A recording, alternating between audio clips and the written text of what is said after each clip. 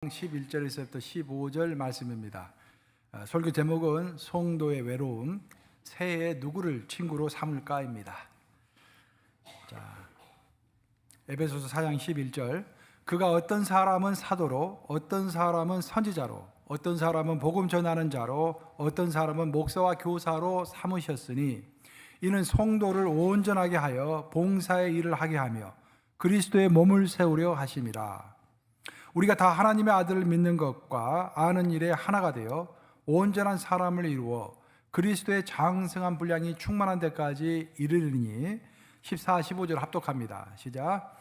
이는 우리가 이제부터 어린아이가 되지 아니하여 사람의 속임수와 간사한 유혹에 빠져 온갖 교훈의 풍조에 밀려 요동하지 않게 하려 함이라. 오직 사랑 안에서 참된 것을 하여 범사에 그에게까지 자랄지라. 그는 머리니 곧 그리스도라. 살아계신 하나님의 말씀입니다. 우리 인간의 존재는 창조될 때부터 하나님만이 채워줄 수 있는 그런 부분이 있는가 반면에 또한 다른 인간이 채워줄 수밖에 없는 그런 부분도 동시에 가지고 있습니다. 그럴 때는 하나님께서는 에덴 동산에서 아담과 함께 교제하신과 동시에 아담을 위하여 하와를 만들어 주신 것입니다. 그래서 우리는 하나님과 나의 관계도 굉장히 중요하지만 나와 다른 사람의 관계는 또 어떻게 맺어가야 할 것인지 그것도 굉장히 성경의 큰 주제라고 하겠습니다. 목회 데이터 센터, 목회 데이터 연구소라는 것이 있어요, 한국에. 거기에서는 주로 이제 성도들과 교회를 상대로 해가지고 여러 가지 통계 자료를 내서 목사님들에게 보내줍니다. 그래서 12월 12일자 이제 일주일에 한 번씩 오니까 12월 12일자 걸 보고 내가 약간 다소 놀랐습니다. 그 제목이 뭐냐면은 한국 개신교인들의 외로움이라는 제목이에요. 제목이 무슨 이런 제목이 다 있나? 그래서 제가 한번 쭉 읽어본 거예요.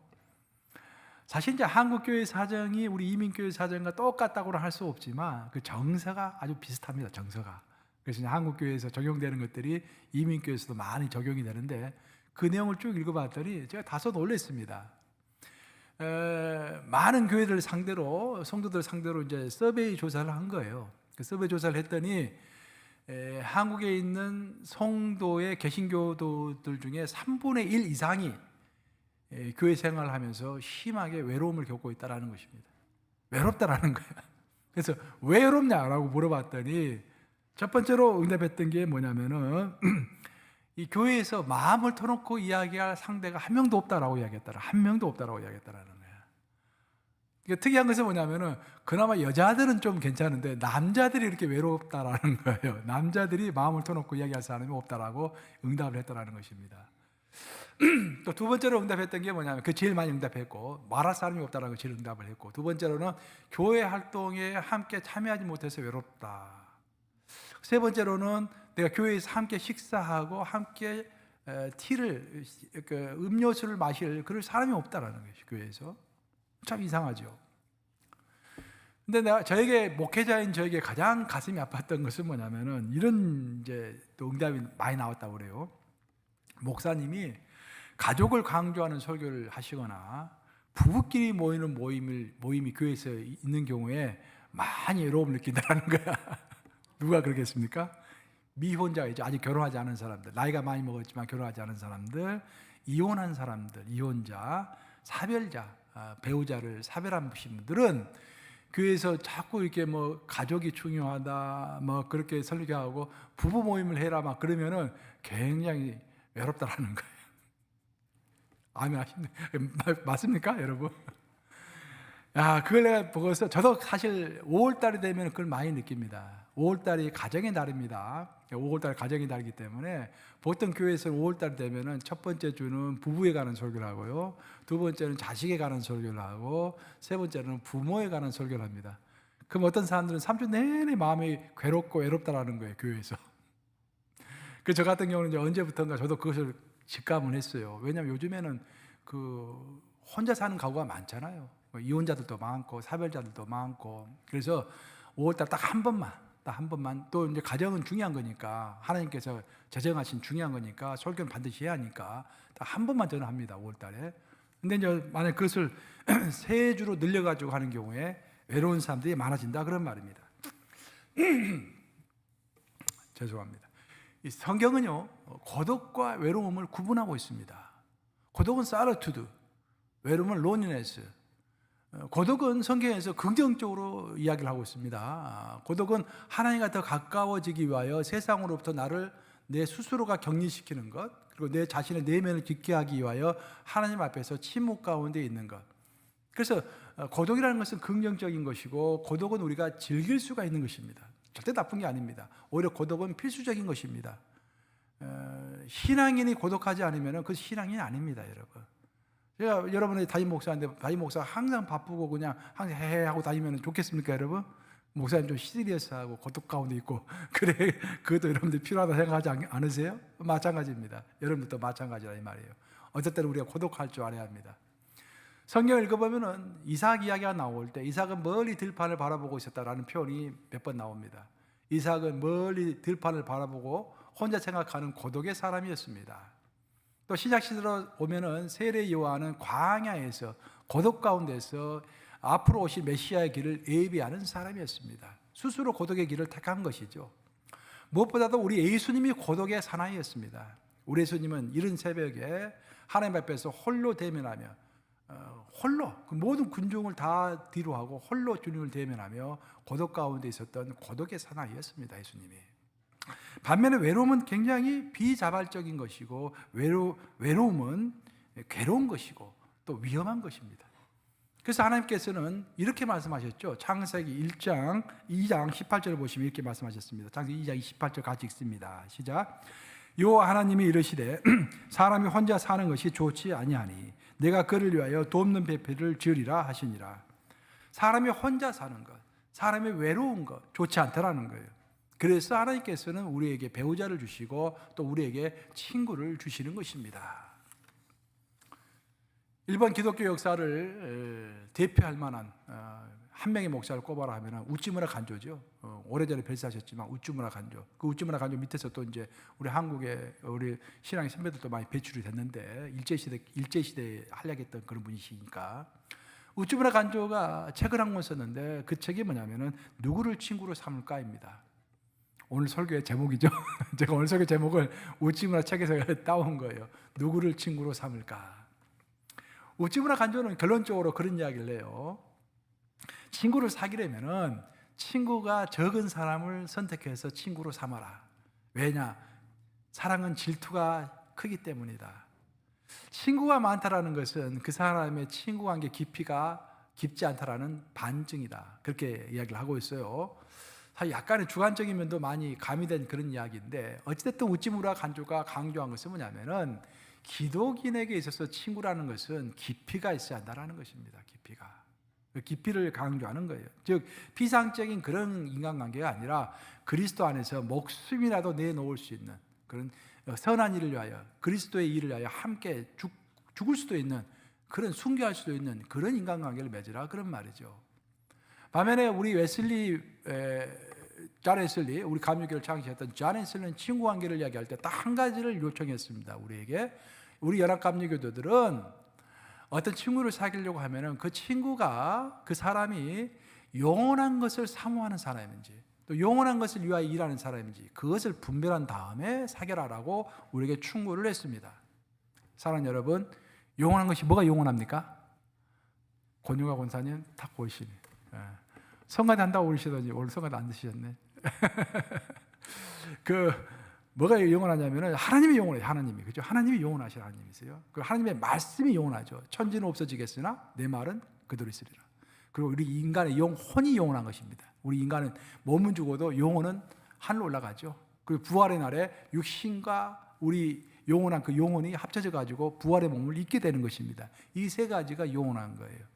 그래서 너희가 친구를 사귀려면은 뭐 스포츠에 관심 있는 사람, 돈에 관심 있는 사람, 그것도 뭐 우리 생활하니까 필요는 하겠지만 그런 것에만 관심이 있고 영원한 것에 관심이 없는 사람은 친구를 사귀는데 다시 한번 생각해 봐라 라고 웨슬리가 이렇게 우리에게 조언을 주었던 것입니다.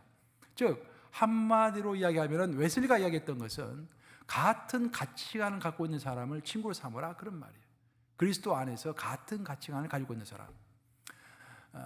그래서 우찌무라 간조는 기독인의 친구 관계의 깊이를 강조했고 존 웨슬리는 같은 가치관을 강조한 것입니다. 그럼 성경은 친구 관계에 대해서 뭐라고 이야기하고 있을까? 성경을 보면은 잠언을 비롯해서 여러 군데에서 친구에 관한 이야기가 나오고 있습니다. 성경은 친구에 관해서 이야기할 때 크게 두 가지를 이야기해요. 첫째는 어떤 친구가 좋은 친구인지를 여러 군데에서 주로 이야기합니다. 하지만 그거 외에 또 한 가지를 자꾸 성경은 이야기해 주고 있는데, 좋은 친구 관계는 어떻게 빌드업 할 것인가, 어떻게 세워갈 것인가, 친구 관계를 세워가는 방법에 대해서도 성경은 이야기하고 있는 것입니다. 그러니까 잠언 27장 19절 한번 같이 보고 읽겠습니다. 시작. 물에 비치면 얼굴이 서로 같은 것 같이 사람의 마음도 서로 비치느니라. 번역이 약간 어렵게 됐는데 사람의 마음이라고 그러는데 밑에 영어를 보시면은 one's life라고 되어 있죠. 사람의 인생이 보인다 그런 말이에요. 이 말을 쉽게 이야기하면은 내 친구는 가까이 있는 친구잖아요. 주로 가까이서 같이 보는 친구잖아요. 그 친구는 나를 비추는 거울이다 그런 말이에요. 내가 만약 김남수 권사님하고 친구가 됐다. 같이 친구하는데 그럼 친구는 자주 만날 거 아니에요. 그럼 김남수 권사 보면서 김남수 권사님이 훌륭한 일을 하면은 저건 내가 생각지도 못했던 일인데 나도 저걸 본받아야겠다라고 생각한다라는 거예요. 근데 김남수 권사님 또 실수한 걸 보면은 저건 아닌데 나는 절대 저렇게 안 해야지. 그게 또 교훈을 삼다 이 말이에요. 친구는 거울 같은 존재이다 그런 말을 하는 것입니다. 그래서 친구라는 것은 내가 관찰함으로 인해서 그를 통하여서 인생의 교훈을 얻게 하는 존재이다 그런 말이에요. 거기서 중요한 것은 관찰이라는 단어입니다. 친구는 우리의 관찰 대상인 것입니다. 나 또한 다른 사람의 친구이기 때문에 다른 사람은 또 나를 관찰하게 되는 것입니다. 근데 그 관찰을 할 때 필수적으로 필요한 것은 간격이 필요한 것입니다. 간격. 예를 들어서 우리가 어떤 그림을 감상한다고 하십시다. 큰 그림이 있는데 그림 바로 앞에 가서 그림을 보면은 그림이 보입니까? 잘 안 보이죠. 몇 발자국 뒤로 물러서야만이 그림이 전체적으로 잘 보이지 않습니까? 그것을 간격이라고 그러는 거예요. 그러니까 우리가 관찰을 할 때 사물을 관찰하고 사건을 관찰하고 하나님의 역사를 관찰하고 특히 내 친구를 관찰할 때는 간격이 있어야만이 관찰이 되는 것입니다. 성경에서 말하는 관찰이라는 것은, 간격이라는 것은 내가 저 사람을 객관적으로 볼 수 있는 눈, 그것을 간격이라고 이야기하는 거예요. 우리가 간격이 없으면 하나가 되버리면 그 사람을 관찰할 수 없기 때문에 그 사람을 객관적으로 볼 수 없어지게 됩니다. 예를 들어 보면은 남녀 관계를 보십시다. 남자 여자가 처음 딱 선을 봤어. 미팅을 해, 소개팅을 해. 그러면 그때는 서로가 객관적으로 보는 거예요. 왜? 간격이 있기 때문에. 저 사람 장점이 뭔지, 저 사람 유머를 잘하는구나. 아, 좋네. 저 사람이 음식 먹는 버릇이 별로 안 좋네. 그 객관적으로 그 사람을 좋은 점과 나쁜 점을 다 평가하는 거예요. 그렇죠? 근데 이제 두 사람이 사겨. 그래 한 6개월 됐어. 그럼 너무 이제 좋아 죽는 거야. 그럼 눈에 콩깍지가 딱 쎄가지고 저 사람이 분명히 잘못하고 있음에도 불구하고 다 잘하고 있는 것처럼 보이는 거야. 저 사람의 의견이 다 내 의견이 돼버리는 거예요. 간격이 없어지기 때문에 그 사람을 객관적으로 평가할 수 없어지게 되는 것입니다. 이렇게 서로 간에 간격이 없어질 때 제일 위험한 현상이 하나가 나오는데 그것은 함께 죄를 지을 수 있다는 것입니다.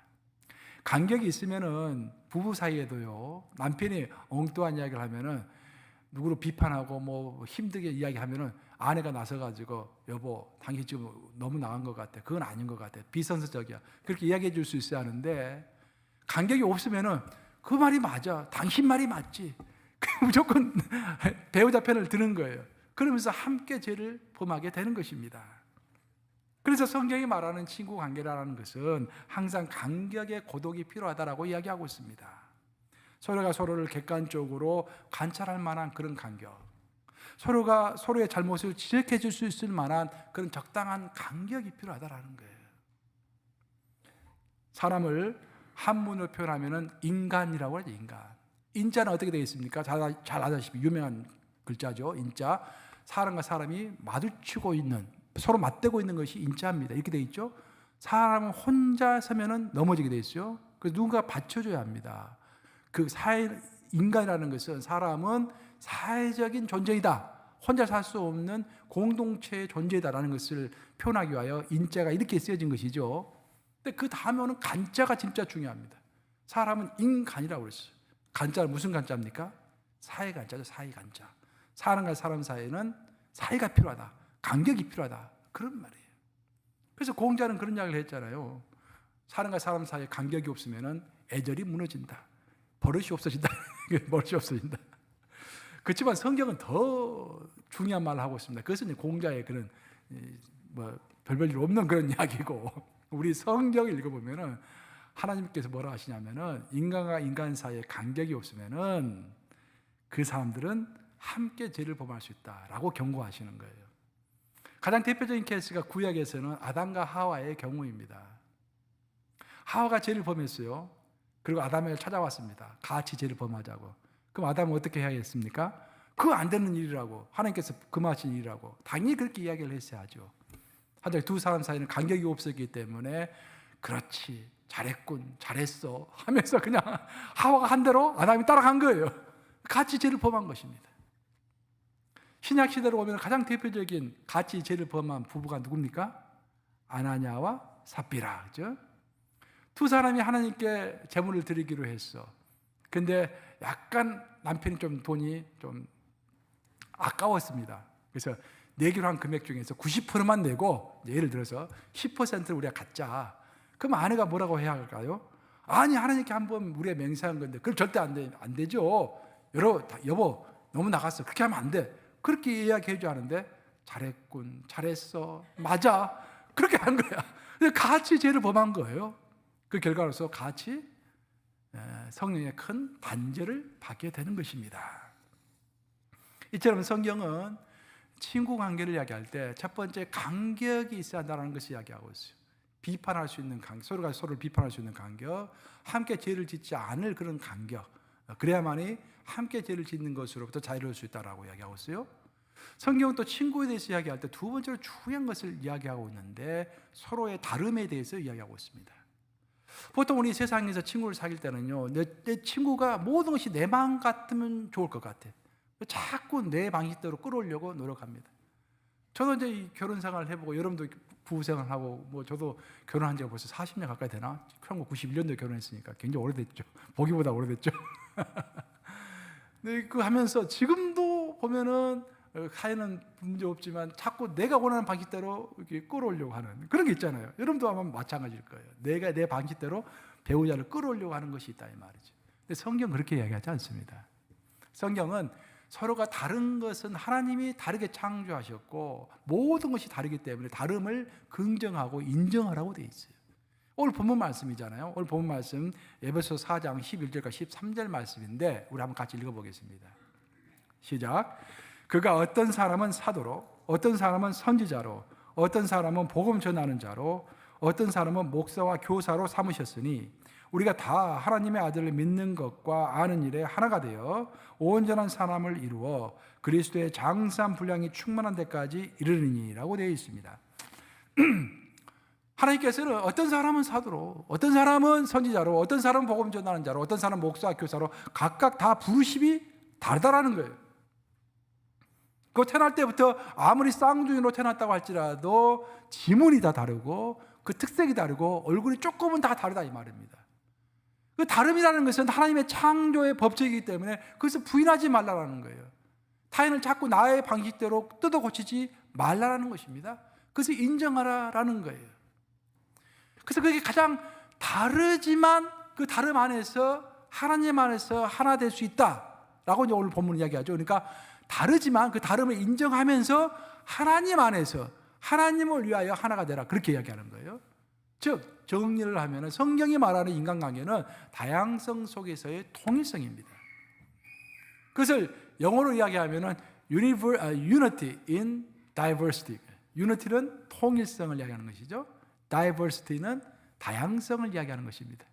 성경은 다양하고 통일성이 없는 것도 옳지 않다고 이야기하고 통일성만 있고 다양성이 없는 것도 옳지 않다고 이야기해요.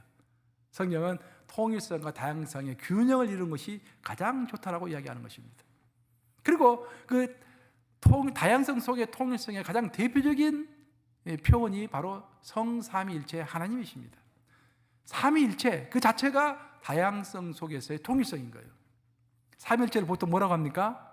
One in being, three in person 그렇게 이야기하죠. 자, one in being. being이라는 것은 존재입니다. 존재. 존재에 있어서는 원 하나라는 거예요.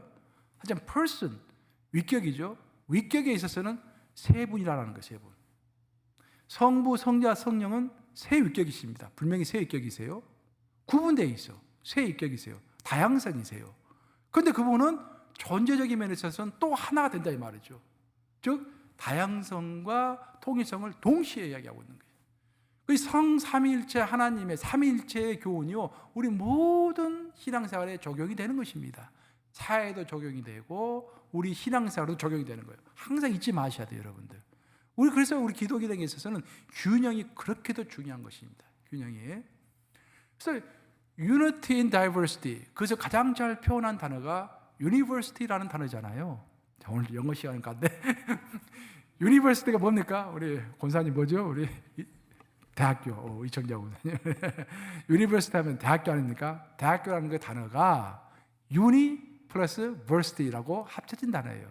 그 uni가 뭡니까? unity에서 따온 uni고 versity는 diversity에서 따온 versity예요. 그래서 그게 합쳐져 가지고 university가 되는 거예요. 그게 무슨 말인가? 대학이라는 곳은요, 여러 가지 각가지 학문을 다 하는 거예요. 심리학도 하고, 뭐 토목과학도 하고, 전자과학도 하고, 의학도 하고, 법학도 하고, 뭐 여러 가지를 다 하는 것입니다. 다양성이에요. 그렇죠. 반드시 하나님의 지혜 안에서 하나가 되어야 한다. 통일성을 이루어야 한다. 하나님의 지혜를 넘어설 수 있는 것은 없다라는 것이 원래 대학의 출발점이었습니다. 그래서 미국에서도 제일 먼저 생긴 대학교 하버드 대학교잖아요. 그 다음에 생긴 대학교 예일 대학교잖아요. 두 개 다 무슨 학과가 제일 먼저 생겼습니까? 신학과가 제일 먼저 생겼어. 신학과가. 하버드도 마찬가지고 예일도 마찬가지고. 왜? 모든 지식은 하나님의 지식 안에서 통합되어야 하니까. 그래서 성경은 우리의 인간관계가 하나님을 중심으로 해서 하나님께 영광을 올려드릴 수 있는 관계로 통일성을 이루지 못하면은 그런 관계는 어린아이의 관계와 같다라는 거예요. 자, 그래서 우리가 친구를 사귈 때 내 친구 관계가 현재 어린아이들이 하는 소꿉장난 같은 그런 친구 관계인지 아니면은 정말 성경이 말하는 성숙한 자의 친구 관계인지를 알려면은 우리가 어디에 중심성을 두고 친구 관계를 맺고 있는가라는 것을 보면 되는 것입니다. 내 정욕이라든지 내 욕심이라든지 내 이익이라든지 그런 것을 추구하기 위하여 맺어진 친구 관계인가, 아니면 그리스도께 영광을 돌리고 그리스도의 중심적인 인간관계인가. 아주 쉽게 얘기하면 이런 거예요. 하나님이 말씀하시는, 성경이 말씀하시는 크리스찬의 친구 관계라는 것은 내 친구가 좀 더 하나님을 더 잘 믿을 수 있도록, 좀 더 하나님 중심적으로 살 수 있도록 조언해주고 중보기도 해주고 가르쳐주고 인도해주고 하는 것이 참 친구 관계라는 거예요. 그것이. 그렇죠? 그래서 에베소서 4장 14절 이렇게 얘기하고 있습니다. 한번 같이 읽어보겠습니다. 시작. 이는 우리가 이제부터 어린애가 되지 아니하여 사람의 속임수와 간사한 유혹에 빠져 온갖 교훈의 풍조에 밀려 요동하지 않게 하려 함이라 라고 되어 있습니다. 어떤 인간관계는 어린아이와 같은 인간관계가 있고 어떤 인간관계는 성숙한 성인과도 같은 그런 인간관계가 있다는 거예요. 그럼 어떤 인간관계가 성숙한 자의 인간관계인가? 그리스도를 중심으로 모인 인간관계. 그렇죠? 그리스도를 위하여 선한 일을 계획하고 함께하는 그런 관계. 그런 관계가 가장 하나님이 원하시는 크리스찬의 관계이다라는 이야기를 해요. 그러면서 사도 바울은 중요한 일을 이야기를 했죠. 아까 14절을 보시면은 온갖 교훈의 풍조에 밀려라는 이야기를 했습니다. 근데 우리는 이 그리스도 안에서 저 진실한 친구 관계를 맺고 싶어. 근데 자꾸 세상이 나를 가만히 두지 않는 거예요. 온갖 나쁜 세상의 풍조가 나를 뒤흔들어서 흔든다고 돼 있죠. 지금 나를 온갖 교훈의 풍조에 밀려 요동하지 않게 하려 함이라고 이야기했죠. 어떤 세상 풍조가 나를 막 휘어잡고 아니다, 그런 것이 아니야, 친구 관계는 그런 것이 아니야 하면서 나를 밀고 간다는 거예요. 그러면 온갖 세상 풍조가 무엇일까? 그것을 여러분들이 좀 이해하는 것이 필요할 것 같아요. 좀 약간 거시적인 이야기인데 이것을 여러분들 꼭 아셔야 할 것 같아요. 내가 그래서 간략하게 설명을 할게요. 오늘날의 이 세상은요, 하나님을 대항하는 그런 사상이 지배를 하고 있는 세상입니다. 그럼 하나님을 대항한 근대 현대 철학의 사상의 최고봉이 누구인가? 시초가 누구인가? 니체라고 할 수 있어요. 니체. 그 니체를 통해서 오늘날의 포스트 모던이라든지 해체주의라든지 모든 철학과 사상이 다 생긴 것입니다, 여러분. 오늘날 첨단을 달리고 있는 모든 사상들, 그것은 과학계까지 지배를 하고 있어요, 여러분들. 어떤 면이냐면 한마디로 요약하면 뭐가 가장 큰 문제냐면은 절대적인 진리는 없다라는 거예요. 모든 진리라는 것은 상대적이다라는 거예요. 나도 올 수 있고 너도 올 수 있고. 그러면은 성경이 필요가 없어지는 것입니다.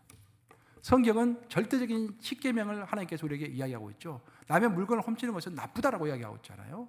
근데 포스트 모던은 그거 아니라는 거예요. 상황에 따라서 훔칠 수도 있고 거짓말할 수도 있다는 거죠. 절대성이 무너져 버리는 것입니다.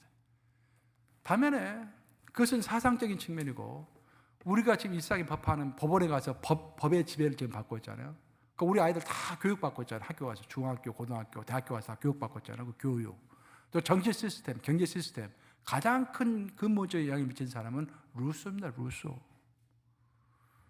루소가 그런 이야기를 했죠. 자연으로 돌아가자. 또 자연으로 돌아가라 그랬죠. 저는 중학교 때 이제 지금 생각해 보니까 도덕 시간에 루소 이야기 듣고 루소가 자연으로 돌아가라고 했다. 이게 시험 문제 나왔어요. 루소가 한 말이 뭐냐? 자연으로 돌아가라. 누가 했냐? 그 뭐 이렇게 사지선다형 문제. 나는 그때 루소가 자연으로 돌아가라고 했기 때문에 자연에 가서 캠핑을 하라는 그런 말이구나. 나 그렇게 이해를 했어요. 그 당시에는 잘 몰라가지고. 나중에 알고 보니까 그런 말이 아니에요, 여러분들. 굉장히 위험한 말입니다. 뭐냐면은 인간은 태어날 때 딱 혼자 존재로 태어났는데, 아주 자유로운 존재로 태어났는데, 태어나자마자 가족이라는 껍질이 나한테 붙고, 국가라는 껍질이 붙고, 교회라는 껍질이 붙고, 성계라는 껍질이 붙고, 신이라는 껍질이 붙어있다는 거죠, 우리한테. 그래서 다 털어버리라는 거야. 다 털어버리고 원래 자연의 모습, 원래 태어날 때 모습, 그 원래 태어날 때 모습은 원자적인, 개별적인 인간이죠. 한 개별적인, 무한히 자유스러운, 그 어떤 것에도 얽매임을 받지 않는 그 자유인, 그 존재가 되라 이 말이에요. 그 굉장히 위험한 말입니다. 왜냐하면 성경은 처음부터 끝까지 공동체 안에서의 우리를 이야기합니다. 루서는 내 개인을 위하여, 내 개별적인 내 개인의 자유를 위해서 가정도 쉽게 포기할 수 있고, 자녀들도 쉽게 포기할 수 있고, 국가도 쉽게 포기할 수 있고, 모든 것을 버릴 수 있다고 이야기했어요. 그래서 루서는 자기 애들을 전부 다 고아원에 보냈잖아요. 자유롭게 살기 위해서. 오늘날의 법이 그런 거예요. 오늘날의 법이 내 자신, 내가 자유롭기 위해서는 남이 어떻게 되든지 상관하지 않는 것. 그것이 오늘날의 개인주의라고 그러죠. 개인주의의 출발점이 되는 거예요. 그로부터 루스로부터 시작해서 법 철학도 생기고 정치 철학도 생기고 다 철학이라는 것이 생긴 것입니다. 아주 프랙티컬한 철학들이 다 생긴 거예요.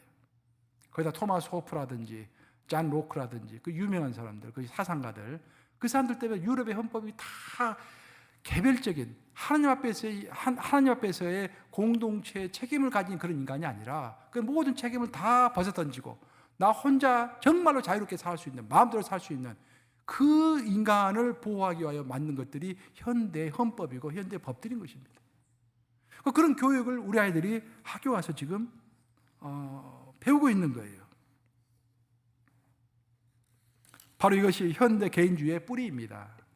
이 개인주의는 모든 사회 조직에 우선하기 때문에 개인은 자신을 위해서 자유롭게 살기 위하여 결혼도 쉽게 깰 수 있고, 교회 소속도 쉽게 깰 수 있고, 심지어 국가 소속도 쉽게 깰 수 있다고 생각합니다.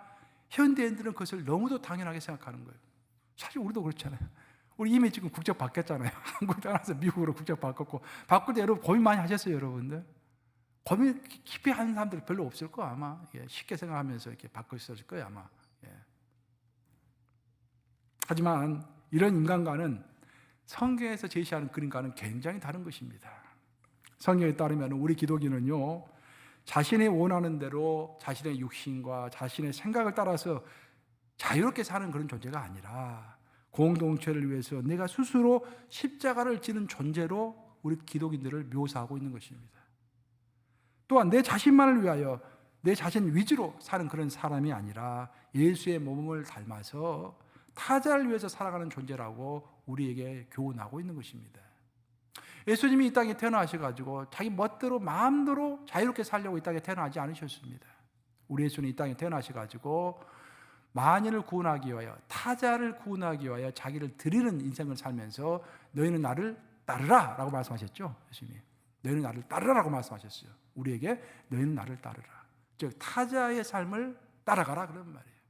그것이 우리 예수님이 보여주신 그 모범이요, 모든 우리 크리스찬들의 인간관계의 가장 기본이다라는 기본. 그런데 우리가 알지도 모르는 사이에 루스 같은 그런 사상가들의 영향을 받고 오늘날의 법철학의 영향을 받고 헌법의 영향을 받고 해가지고 뒤죽박죽된 그런 삶을 살고 있다라는 그런 말입니다. 그래서 우리가 2024년 이 벽두에 친구를 이제 2024년에 사귄다고 했을 때 어떤 친구 관계, 또 더 나아가서 어떤 인간관계를 맺어가야 할 것인가? 나는 어른스러운 인간관계를 맺어가고 있는 사람인가? 아니면 어린아이와 같이, 오늘 본문에서 이야기하고 있는 어린아이와 같이 세상의 풍조에 밀려 요동하는 사람, 그런 인간관계를 맺어가고 있는 사람인가? 심각하게 생각해 봐야 한다 그런 말입니다. 결론을 맺으면은 이제까지 이제 중간 결론을 맺으면은 친구 관계에 대해서 두 가지를 이야기했습니다. 첫째는 친구 관계에는 간격이 필요하다. 간격이 없으면은 서로가 함께 죄를 범할 수가 있다. 두 번째, 친구 관계에서 필요한 것은 예수 중심성이 필요하다. 다름을 서로 인정하지만 그리스도 안에서의 하나의 중심, 그리스도 안에서 하나의 통일성을 이루는 그런 관계가 되어야 한다. 그런 이야기를 했어요.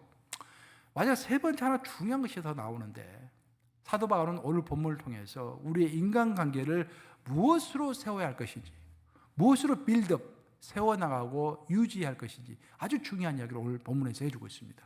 그것이 에베소서 4장 15절 말씀인데 한번 같이 읽어보겠습니다. 시작. 오직 사랑 안에서 참된 것을 하여 범사에 그에게까지 자랄지라. 그는 머리니 곧 그리스도라. 자, 사도 바울에 따르면 우리 크리스천들은 신앙생활에 두 가지 축이 있다는 거예요. 하나는 사랑이라는 축이고 하나는 참된 것이라는 그 축이 있다는 거예요. 이것은 우리 신앙뿐만 아니라 성경의 두 축이기도 합니다. 아시다시피 구약은 정의, 올바른 것, 바른 것, 똑바른 것이 무엇인가를 이야기하고 있는 책이 구약이에요. 반면에 신약은 하나님의 사랑과 은혜를 이야기하고 있죠. 이래서 항상 우리 크리스천의 삶은 두 축입니다. 사랑과 참된 것, 이 두 축이라 이 말이에요. 그래서 우리가 친구를 사귄다고 했을 때, 우리가 기독인으로서 친구를 사귄다고 했을 때 항상 우리는 점검해 봐야 돼요. 우리 관계는 사랑의 관계인가? 또한 더 나아가서 우리는 참된 것을 향하고 있는 그런 관계인가?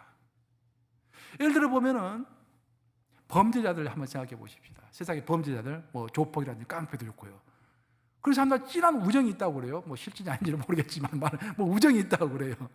사랑은 있는 거죠. 뭐 약간 종류가 다른 종류의 사랑일지는 모르겠지만 서로 좋아하고 사랑은 있는 거예요. 그 사이에 깊은 우정은 있는 거야. 하지만 그들의 관계가 저주받을 관계인 이유는 뭐냐? 그들은 참된 것을 지향하지 않는, 죄를 범하는, 죄를 지향하는 그런 관계이기 때문에 올바른 친구 관계가 아닌 것입니다. 그래서 우리 기독인의 인간관계는 사랑과 어울려서 항상 반드시 참된 것을 함께하는 그런 관계여야 할 줄로 믿습니다. 아멘 하십니까 여러분? 아멘. 우리는 보통 친구 관계를 쌓는다, 또 이렇게 인간관계를 쌓는다라는 표현을 많이 써요. 쌓는다, 그렇죠? 쌓는다. 그 쌓는다라는 단어가 중요한 단어예요, 여러분. 쌓는다는 단어가 최초로 나오는 게 창세기에서 나옵니다. 창세기에 보면은 하나님을 믿지 않고 하나님에게 대항했던 자들이 뭘 쌓았습니까? 바벨탑을 쌓았죠. 그때 쌓는다라는 단어가 처음 나와요. 그 나중에 하면 또 쌓는다라는 단어가 나오는데 노아가 하나님 앞에서 뭘 쌓았습니까? 제단을 쌓았죠. 그리고 아브라함이 가나안 땅에 들어갔을 때 제일 처음 했던 게 뭡니까? 가나안 땅에 딱 발을 딛고 나서 제일 처음 했던 것이 하나님 앞에 제단을 쌓았다라고 되어 있어요. 근데 하나님께서 모세를 통해서 율법을 주십니다. 너희는 내 앞에서 제단을 쌓을 때는 절대로 다듬지 않는 돌을 사용해라 라고 명령하셨어요. 그게 중요한 명령이었다 이 말이죠. 그래서 뭐 수천 년 전에도 4천, 5천 년 전에도 그랬고 오늘날도 그랬고, 어떤 사람은 하나님을 대항해서 바벨탑을 쌓는 사람이 있고 어떤 사람은 하나님을 향하여 제단을 쌓는 사람이 있는데, 하나님을 향하여 제단을 쌓는 사람들이 가장 조심해야 할 게 뭐냐면은 무엇을 가지고 제단을 쌓아야 할 것인가라는 것입니다. 하나님은 절대적으로 우리에게 명령하시기를 다듬지 않는 돌을 가지고 내 앞에서 제단을 쌓으라고 했어요. 그 의미를 우리가 잘 이해하셔야겠죠. 자, 일단 하나님을 믿지 않는 자들은 하나님 앞에서 바벨탑을 쌓을 때 다듬지 않는 돌을 사용하지 않고 잘 다듬어진 벽돌을 사용했습니다. 즉 하나님의 명령을 따르는 것이 아니라 자기 눈에 보기에 좋은 대로 매끈매끈하고 잘 정돈된 보기 아름다운 벽돌을 만들어서 쌓기 시작했던 것입니다. 창세기 11장 3절에 나오죠. 한번 같이 읽어볼까요? 시작.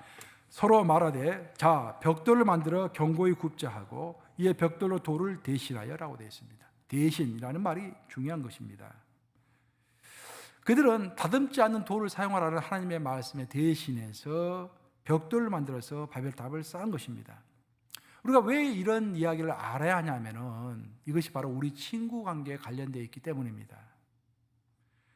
이런 일들은 오늘날의 친구 관계에서도 여전히 벌어지고 있는 일입니다. 하나님은 모든 인간관계는 두 가지로 쌓으라고 그랬죠. 뭘로? 사랑과 참된 것으로. 하나님께서 명령하셨어요. 사랑과 참된 것으로만 친구 관계를 쌓으라고 한 거예요. 그런데 우리 인간들은 하나님의 명령이 있음에도 불구하고 내가 보기 좋은 것, 벽돌 같은 것, 다듬지 않는 돌보다는 벽돌 같은 것, 내가 보기에 좋아 보이는 것, 내 정욕과 내 이익과 내 즐거움과 그런 것이 먼저인 거야 대부분. 그걸 위해 친구 관계를 쌓는 경우가 많다라는 것입니다. 사랑이 아니라 나쁜 목적을 위하여, 참된 것이 아니라 정욕을 위하여, 비성서적인 목적을 위하여 관계를 만들어가는 경우가 있다라는 것입니다. 이런 관계는 여러분 돌의 관계가 아니라 벽돌의 관계입니다. 이 벽돌은 언제든지 무너질 수가 있습니다. 왜? 하나님이 축복하지 않기 때문입니다. 바벨탑은 벽돌을 한 장 한 장 쌓아서 잘 올라가는 것 같았지만 결국은 무너졌습니다. 왜? 하나님이 무너뜨렸기 때문입니다. 성경에서 친구 하면 가장 먼저 생각나는 사람이 누굽니까 여러분? 성경 인물 중에서 요나단, 다윗과 요나단이 생각나죠. 친구 관계. 요나단은 다윗을 사랑했습니다. 그런데 사랑하는 것으로 끝나는 것이 아니라 참된 것을 함께 추구했어요. 그래서 요나단의 아버지 사울 왕은 다윗에게 나쁜 일을 하려고 했습니다. 하지만 요나단은 자기 아버지이며 왕이었음에도 불구하고 그것이 옳은 일이 아니었기 때문에 그것을 거부하고 참된 것을 추구했습니다. 그래서 성경은 다윗과 요나단의 친구 관계를 아주 좋은 케이스로 우리에게 제시하시는 것입니다. 그 이유는 뭐냐면 그 두 사람의 관계는 사랑뿐만 아니라 참된 것 위에 바탕을 두고 있었기 때문입니다. 이제 말씀을 마무리합니다. 인생을 어떻게 성공적으로 살 것인가? 사실 성공이라는 단어 자체가 상당히 성서적인 단어는 아니에요, 사실은. 근데 어쨌든 우리가 세상에서 말할 때 인생을 어떻게 성공적으로 살 것인가? 20세기 중반만 하더라도 1950년대, 60년대, 70년대만 하더라도 보통 IQ가 제일 중요하다고 그랬어요. 즉 지능지수가 제일 중요하다고 그랬습니다. 저도 지금 생각나는 게 제가 초등학교 다닐 때부터 매년 IQ 검사를 했습니다. 여러분들 아셨죠? IQ가 높으면은 얘는 공부 잘할 것이고 출세할 것이다 다 이렇게 이야기하고 IQ가 좀 낮으면은 얘는 싹부터 이렇게 보인다 보통 그렇게 이야기를 했어요. IQ가 중요했어요. 그런데 그것이 20세기 후반으로 가면은요, 이제 1990년대 들어서면요 딱 바뀝니다. IQ보다는 EQ를 이야기하죠. EQ, 감성 지수를 이야기하죠. 감성이 풍부한 사람이 제품도 감성적인 제품을 만들어내고 성공할 확률이 높다. 감성, EQ가 한때 굉장히 유행했어요. 제가 이제 미국으로 유학 오기 바로 그 직전 해가지고 그 EQ라는 말을 많이 들었어요. 그러다가 21세기, 2000년이 넘어서 21세기 들어서니까 이제는 전부 NQ를 이야기합니다. NQ가 뭐죠? 네트워크, 인간관계 지수를 이야기합니다. 인간관계가 좋아야 소통이 원활하고 소통이 좋아야 서로 밀어주는 사람도 생기고 성공할 수 있다는 거예요. 근데 여기서 이제 맹점은 뭐냐면은 IQ가 됐든지 EQ가 됐든지 NQ가 됐든지 세상은요 전부 성공을 기준으로 해서 이야기를 하는 것입니다. 왜 우리가 그것이 높아야 하는가? 성공을 위해서 필요하다 그렇게 이야기를 해요. 근데 성경은요 관계를 들어서 성공을 이야기하지 않습니다. 단지 성경은 관계는 필연적인 것이고 하나님께서 우리를 창조하실 때 하나님만이 채워줄 수 있는 공간과 아울러서 다른 인간만이 나를 채워줄 수 있는 그런 공간이 있다는 것을 가르쳐 주면서 어떻게 그것을 올바르게 빌드업할 것인가, 세워갈 것인가 라는 것을 강조해서 이야기하고 있다는 것입니다. 그러면 결론적으로 우리가 2024년에 친구를 사귀고 싶은데 그 친구를 통해 또 외로움으로부터 해방되고 싶은데 그럼 어떤 친구를 어떻게 사귀어야 할 것인가? 첫째, 다시 정리하면은 친구 사이에는 간격이 있어야 한다는 간격이. 아무리 친해도 서로의 잘못을 서로가 지적해 줄 수 있는 그런 간격이 있어야 한다. 두 번째로는 그리스도의 중심성이 있어야 한다. 서로가 서로 다른 것을 인정해 주되 그리스도를 위한 친구 관계가 돼야 하는 거예요. 그리스도를 높여주기 위해서 내 친구가 좀 더 그리스도를 잘 믿을 수 있도록 도와주는 것. 사실 결혼도 마찬가지입니다. 결혼도 인간관계죠. 결혼도 내 아내 입장에서는 그렇게 생각해야 하는 거예요. 어떻게 하면 내 남편이 좀 더 예수님을 닮은 사람이 될까? 어떻게 하면 내 남편이 좀 더 성경을 읽고 기도하는 사람이 될까? 어떻게 하면 내 남편이 좀 더 예배를 드리는 사람이 될까? 그렇게 고민하면서 이끌어주는 거. 또 남편은 정반대로 내 아내가 어떻게 하면 하나님을 더 잘 믿게 할 수 있을까? 이 연구하는 거. 그것이 바로 하나님이 원하시는 인간관계다 그런 말이에요. 그래서 인간관계, 친구관계 두 번째 핵심은 그리스도 중심적이어야 한다 그런 말이에요. 그리고 세 번째 가장 중요한 것, 우리의 친구관계는 항상 사랑뿐만 아니라 올바른 것, 참된 것을 함께하는 그런 관계여야 한다. 이 세 가지 항상 기억하시면서 우리 2024년에는 친구 한번 만들어 보십시다. 아멘 하십니까? 기도하겠습니다.